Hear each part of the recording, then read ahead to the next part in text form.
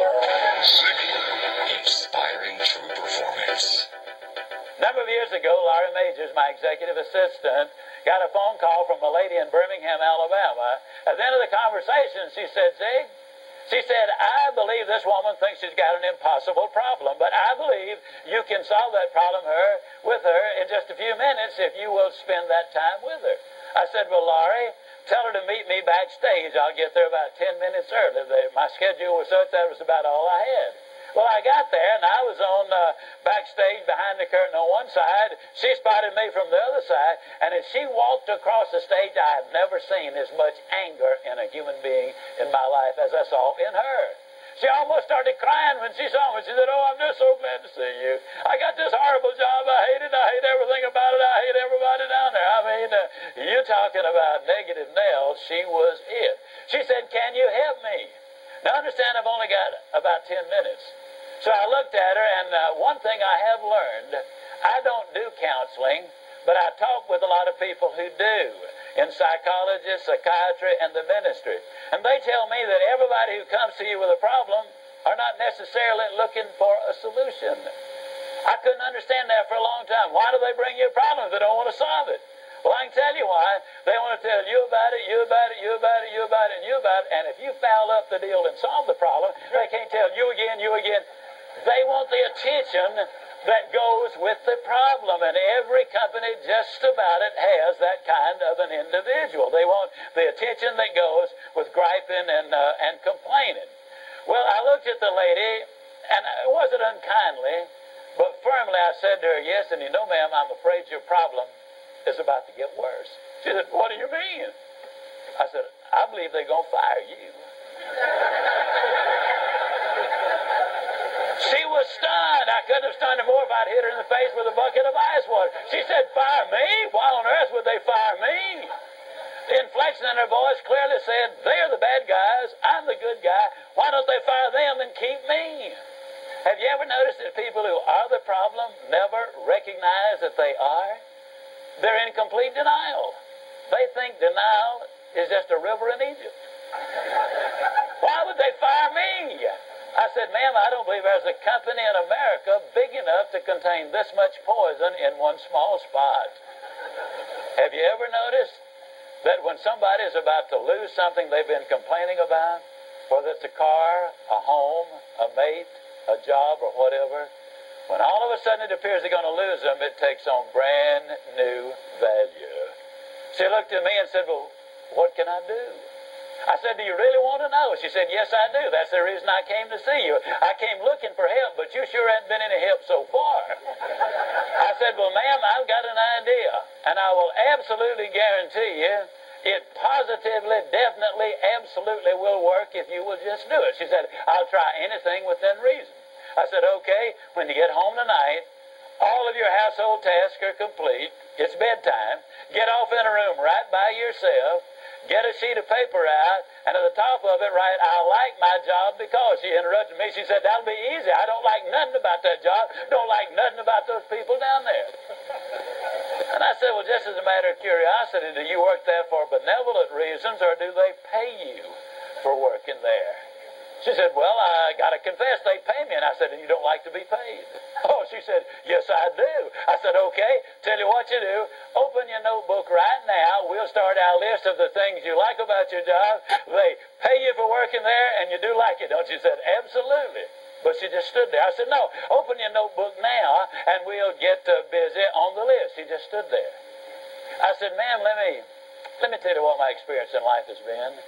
I've discovered that in 100% of the cases, no exception, people who won't take step number one never take step number two. You see, she had come to me with an impossible dream.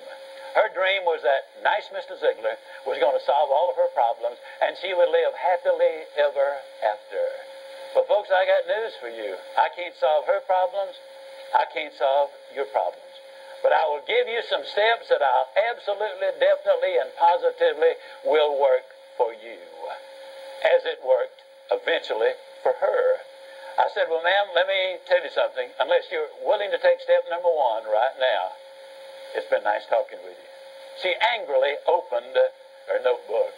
Before we got through, there were 22 things she liked about her job. Not only did they pay her for working there, they paid her above average. She had 3 weeks vacation with pay. She had a retirement program. She was in on profit sharing. She had health insurance, life insurance, and accident insurance. She lived less than 10 minutes from home. She was in on management decisions. The company sent her to 3 seminars a year to be paid for. She had her own private office and parking place. 22 things that she liked about her job. Now I said, man, when you get home tonight, everything is finished. Get off in a room right by yourself. Close the doors. Change one word from I like my job to I love my job. Get in front of that mirror, and folks, I cannot say this strongly enough, but I'm going to try. The eyes are the windows of the soul.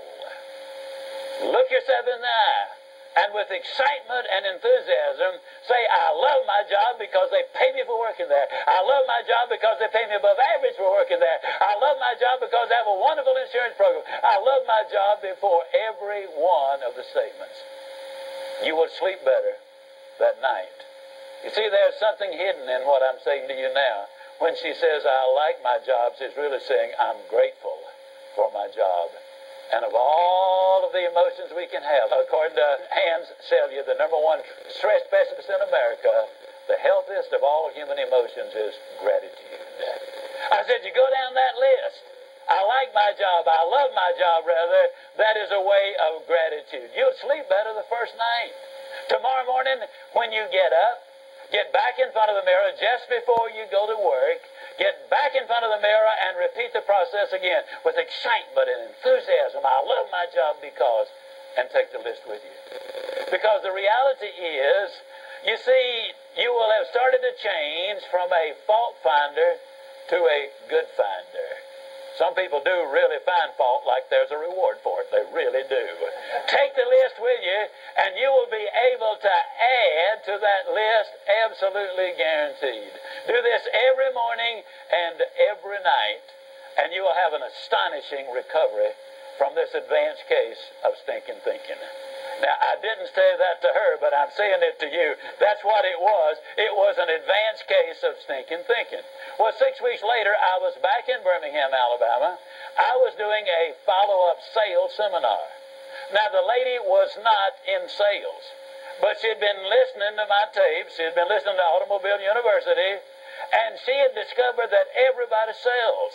Everybody who will ever hear this is in selling. Whether you're a school teacher, a civil service worker, a military personnel, an executive secretary, it doesn't make any difference. What you do, you sell every day of your life. There she was at the sales seminar, seated on the front row, grinning so wide she could have eaten a banana sideways. I'm telling you, you're talking about somebody that was excited. She was turned on. I said, well, how you done? She grinned even more broadly and said, Mr. Ziglar, I'm doing wonderfully well.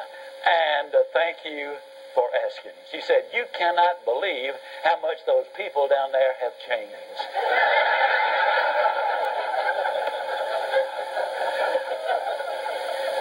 I got to lay it on the line, folks. You're not going to change anybody else till you change you. Everything really does begin with you. Now, you see, the unfortunate thing, this lady had been raised in a very negative environment. First, her parents had told her that she'd never amount to anything. They said, you know, you're always late, you're always sloppy, why can't you be like your brother or your sister or whatever? When she got married, her husband had continued it, and so her self-talk had become completely negative. Everything, as she said about herself, was negative. Like Dad said, I'll never amount to anything. Or like my husband says, I can't do anything right. But when she started changing the input, then some radical changes took place. Zig Ziglar.